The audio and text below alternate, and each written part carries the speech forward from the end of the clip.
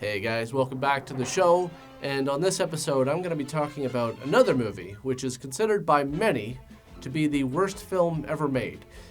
Manos, The Hands of Fate. Now for those of you who don't know, the word Manos is Spanish, means hands. So that would mean the title literally translates to Hands, The Hands of Fate. I first learned about Manos way back in college, about 10 years ago, because there was a few students who went to my college a few years before me who made a documentary on Manos called Hotel Torgo. I'll be honest, this review I've been putting off forever because I just did not want to have to sit and watch this movie again. I find it hard to sit through. It's not like Troll 2, where you're just so entertained by it. God, I love Troll 2. Finding one of those movies that's like a really good bad movie, it's not as easy as just finding a bad movie. There are bad movies and there are good bad movies. It's not a good bad movie, in my opinion. It's not. Finding those ones that are truly entertaining, yet at the same time just incredibly inept at everything they set out to do. It's like finding a diamond in the rough. I love those ones. Manos is a movie that, quite frankly, it just fails at everything. It's amazing in that respect. The editing alone is, I would say, the worst editing I've ever covered on this show. However, some of it it's hard to blame the editor because I can see that what else are you supposed to do? Like, there's no coverage, shot when they were filming this movie, obviously. And so they pretty much had to, make it up in the editing room. Oh, here's a shot of the dog again to cover up because there's so many hard cuts.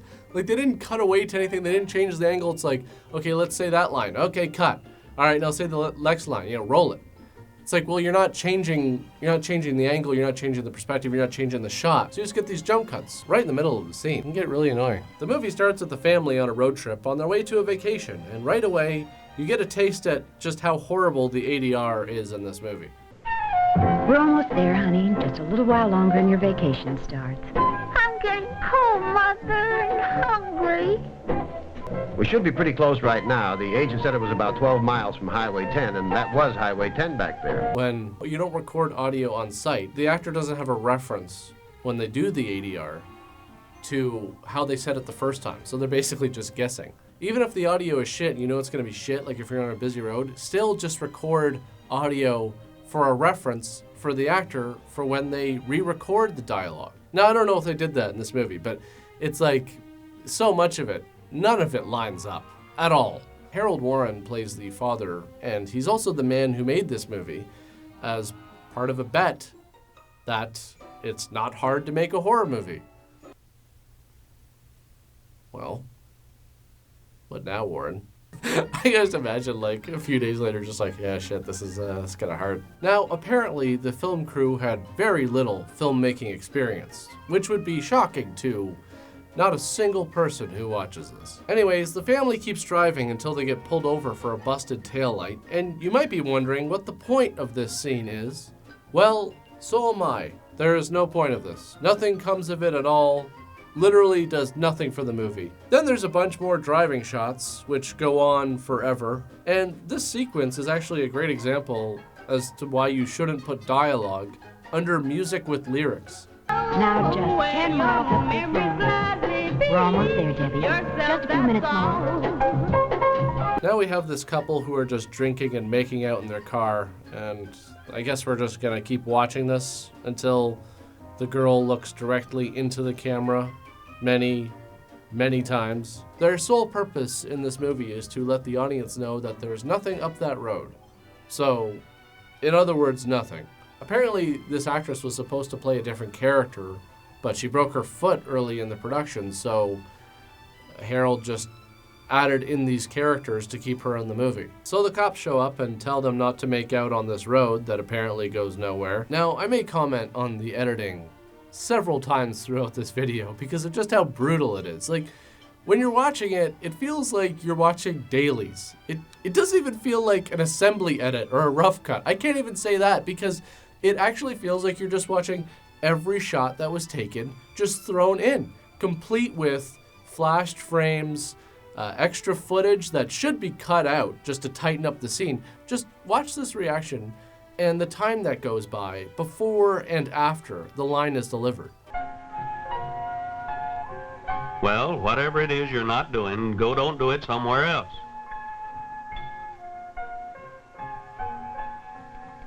Why don't you guys leave us alone? So the family runs into some branches on the road. I guess this is the end of the road. It's a dead end, which is okay because that means we now get to watch some thrilling footage of a three-point turn. Let's watch.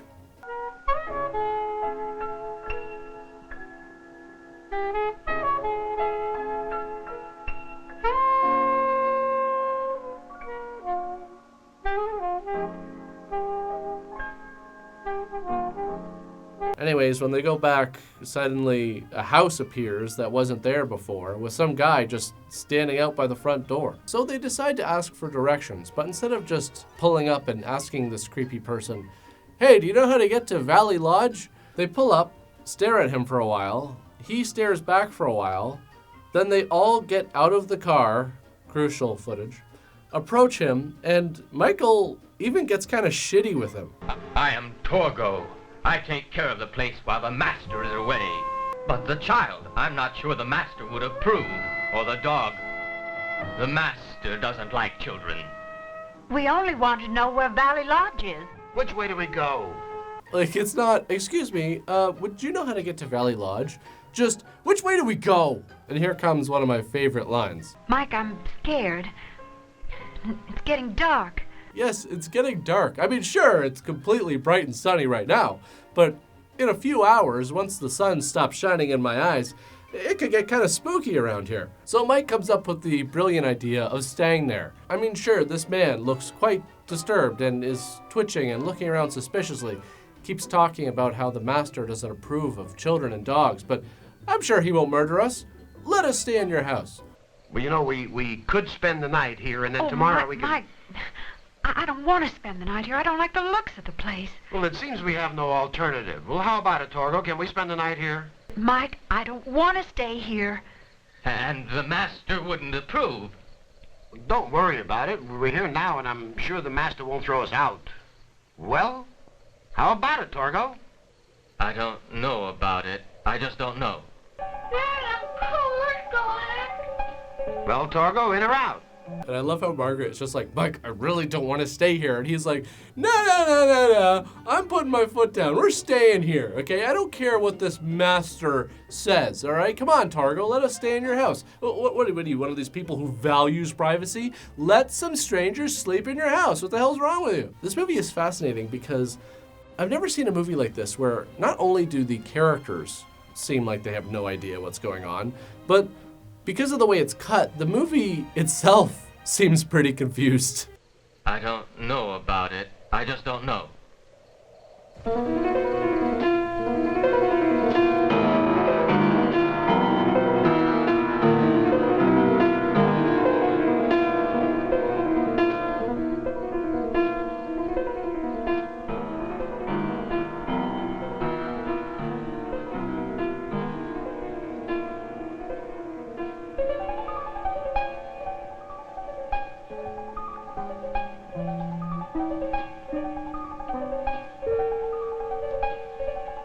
There's just too many things to cover here. Like, there's so much to show you. Every few seconds, something happens that's just unintentionally hilarious. So finally, Torgo is like, "Okay, fine, you can stay here, even though the master's gonna be really pissed. Okay, I'll get your luggage." I'll get the luggage.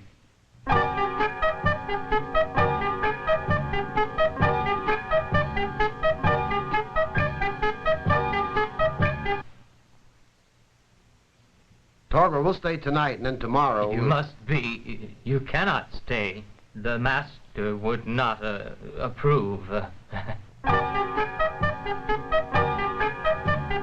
think if I was Mike in this situation, I would at least be like, no, that's okay. We'll take our own stuff. I mean, you're clearly imposing as it is. This guy obviously has some kind of a disability. He's not a bellhop. You're not paying guests at a hotel. You're basically crashing on his couch. And if Margaret thought this place was creepy on the outside, I'm sure the living room decor will put her fears to rest. So Mike comes in and is like, hey, look at this creepy painting. And then they just stare at it. And the movie just keeps cutting back and forth for a while. It looks so sinister. Must be the master himself. Oh, Mike, I'm scared. He has the meanest look. That dog. I'd hate to run up on him in the dark or even in the light for that matter. I mean, all the warning signs were there from the get-go. But Torgo basically told you, don't stay here. But you just bulldozed your way through all of that. And now the creepy painting is what makes you uneasy?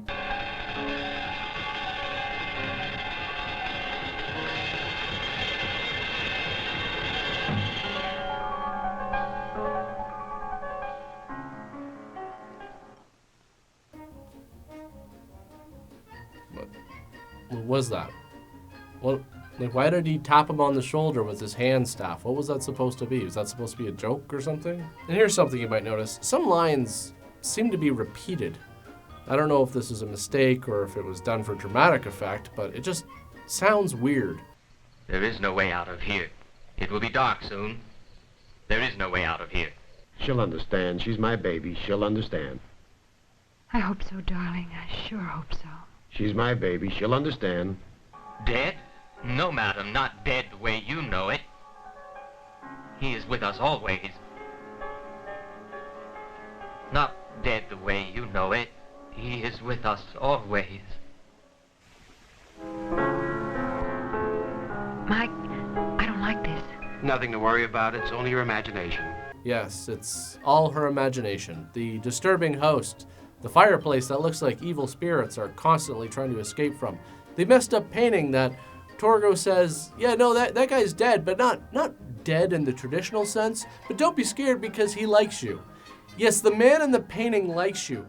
This isn't her imagination, dude. This couldn't be more real. So now we're gonna have the dog do some tricks and cut in a shot where the cast looks like they're waiting for some kind of direction on what to do next. Anyways, after the dog, Peppy, runs outside and gets killed by some animal, Mike decides, that's it, we're leaving.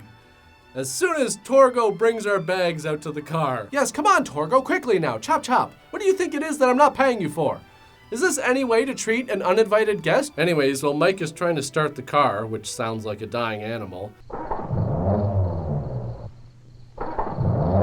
Torgo goes into the bedroom with Margaret and tells her that the master wants her as one of his wives, and then very slowly and awkwardly kind of touches her hair. Why she doesn't just move away from him or push him out of the way and run out of the room is beyond me. I mean, I don't think it would be that hard. He's moving at a snail's pace. Mike! Mike! Where in the world can he be? Mike! Mike! Also, you may notice that Margaret's headscarf just appears on and off her head randomly from shot to shot. This is pretty big continuity error, although I'm not surprised. Actually, this would make for a good drinking game if you're planning to watch this movie. Just bet on if the next shot, the headscarf is going to be on or off. Another good drinking game would be to bet if the next shot is going to be in focus or not. Seriously, it's a coin flip most of the time, so do it with beer. Don't do that with hard alcohol. So Debbie leaves the room and they're freaking out trying to find her. Margaret even opens the door that she went through, but doesn't even open it all the way. There's 3 doors in the room, one which goes to the bedroom, where you know she's not in, one that goes outside, and the other one which leads to, I don't know, other parts of the house. So why wouldn't you go through that door and look for her, instead of just, well, I opened it a crack, called her name, and immediately closed it, so she obviously didn't go through there. Anyways, they find her with the dog from the painting, and when they ask her where she went, she takes them through the door, and this apparently leads right into some kind of ritual room, but this appears to be outside, so I guess this is the backyard or something? So they get out of there, and Mike tells them to lock themselves in the bedroom while he finds Torgo, because he's got some explaining to do. Torgo, I want some answers. What exactly do you have going on here on your private property? Some kind of weird cult ritual? Don't you think we should have been privy to this before we showed up unexpectedly on your doorstep? But he ends up just kind of running around aimlessly outside until Torgo knocks him out from behind, and then we begin the agonizingly long shot of Torgo dragging Mike's body and tying him up against a post or a tree or whatever. The master arises at this point. What is he the master of exactly? Who knows? We never really find out. We don't even know what's really going on here. But just in case you were wondering, yes, this is the same guy from the painting. The movie intercuts a shot of it, just to be very clear about that, in case you had any doubts. And now guess what happens? We have the couple drinking and making out in their car. Again. And then the police show up and tell them to leave. Again. What's the point of this? I don't know. Nobody knows. Even the other cop doesn't seem to know. The next cut is seriously, in my opinion, the funniest of the whole movie, because it just cuts to all of the wives bickering and the master looking like he's seriously regretting all of his life choices at that point. Arise, my wives, and hear the will of Manos. The child will grow up to be a woman, and as the oldest of the wives, I demand that she live. And from that time she was brought here, she must be killed.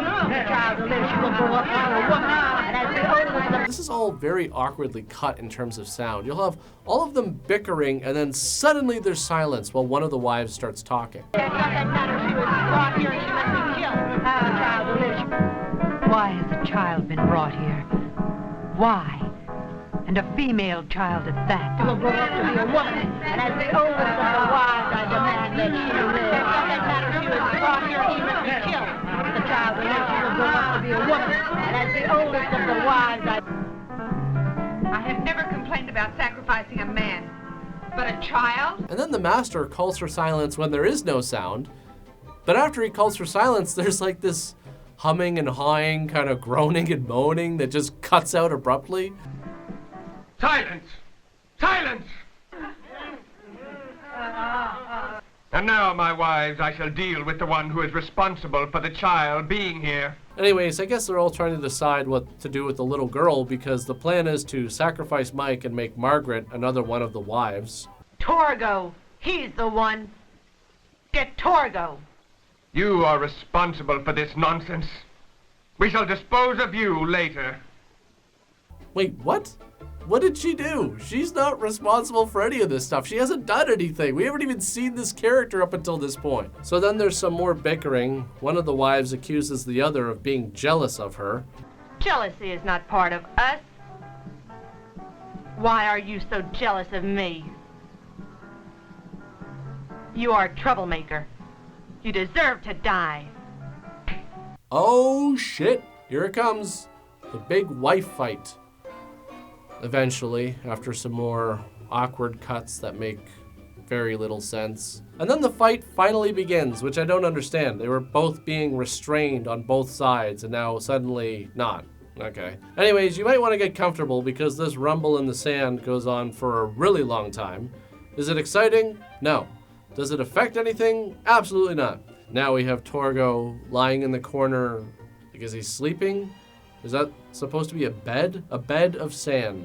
Anyways, the master is like, hey, Torgo, you failed us, blah, blah, blah, so you have to die now. And then for the next little while, I'm not exactly sure what is actually happening. He approaches Torgo, and then he just looks at him. Is he staring him to death? What is supposed to be going on here? Torgo doesn't look dead by the end of it, just kind of weirded out, as is pretty much anyone else watching this right now.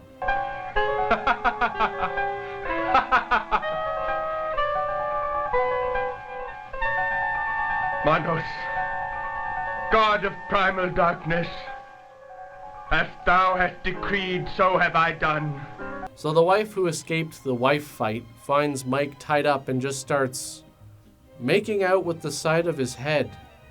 But when that doesn't wake him up, she resorts to just slapping his face again and again, and again and again and again, which does nothing. So that's that, I guess. Because then we cut back to the Royal Rumble and just look at this. Look at how graphic and violent this all is.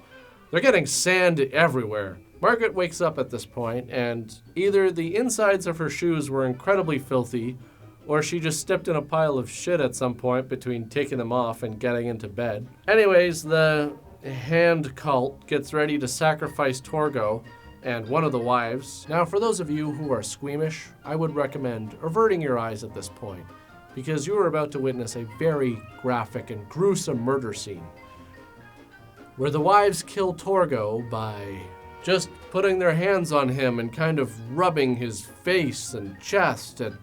Oh, wait, here comes a punch. Oh, wait, never mind. That's... Oh, wait, oh, there's a slap. Oh, my God. I hope YouTube allows me to even upload this. Torgo somehow survives this whole ordeal, and the master makes him touch the burning hand idol.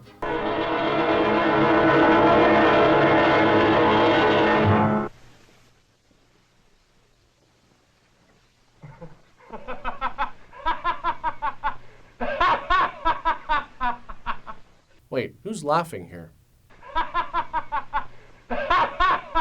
So now the family is going to try to escape, and this is going to be intense. I mean, look, Margaret fell. She says she can't go on. What are they going to do here? Are they going to leave her? Oh, wait, I guess she's fine. But, oh, okay, here we go. Mike trips and falls down. I don't know how he's going to survive that. I mean, look, he's got sand all over his pants now. The cult is hunting down the family. The master opens up his wingsuit. I'm not exactly sure what this does. Does this give him power, or does he just like showing it off? Hey, just in case, you guys see my cool threads? You know, they're hands.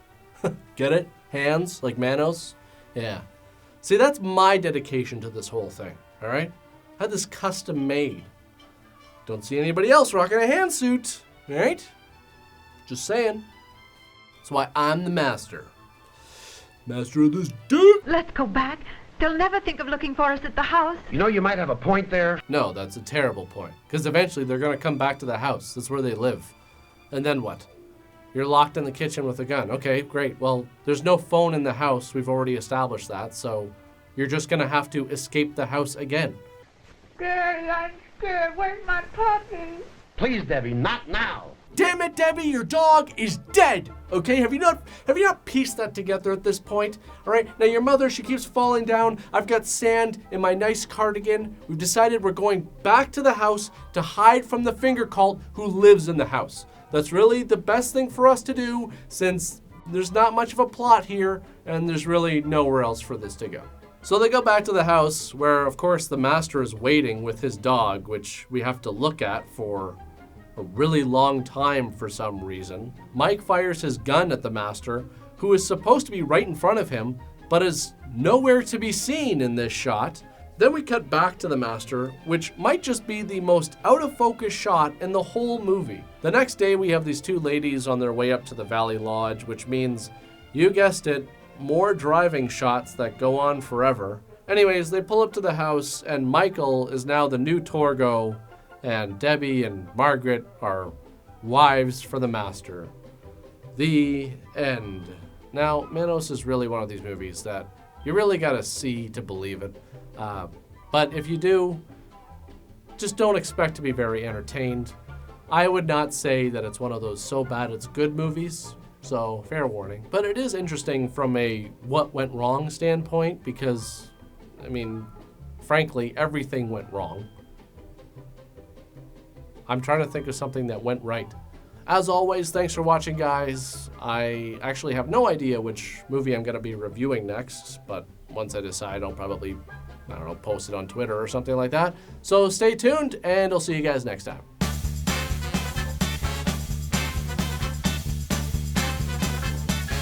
Could you imagine, like, Texas Chainsaw Massacre? They just go up to the house. Yeah, so what? Your brother cuts off people's faces and wears them as his own? So what? Well, come on, man, we're tired. Just let us stay here. I don't care if the couch is made out of bones. What's that you got there? What's that, human sausage? Okay, well, come on, man. Quit bogarting that shit. Man, I am blazed out of my mind right now. Let me have a bite of that.